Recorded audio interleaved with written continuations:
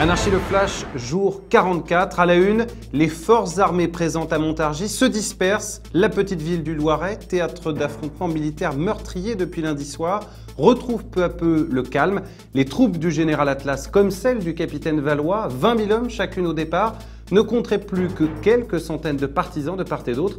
Pourquoi? Problème d'approvisionnement pour celle de Valois, qui a perdu plusieurs de ses bastions, comme Toulouse et Poitiers. Problème de paiement des soldes pour celle d'Atlas. De plus, l'ultimatum du Conseil de sécurité des Nations Unies menaçant d'envoyer des troupes en France semble être à l'origine de bon nombre de ces désertions en série dans les deux camps. Pour tous ces militaires, l'inquiétude grandit. La Cour de la Haye a annoncé la création d'un tribunal pénal international pour la France.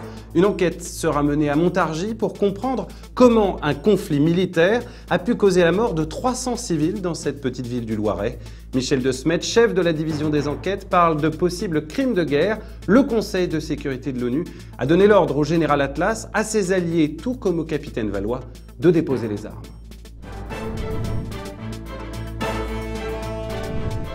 Le capitaine Valois qui a étrangement disparu depuis son intervention télévisée mercredi soir, l'officier n'a plus reparu dans son camp de base installé à l'ouest de Montargis.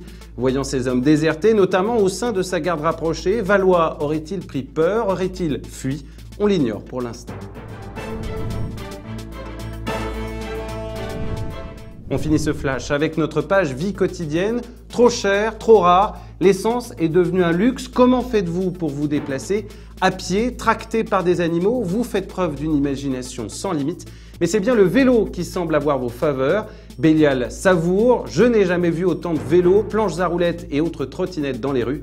Enfin, quelque chose de positif et finalement de plus naturel que de courir partout et de vivre à 100 à l'heure.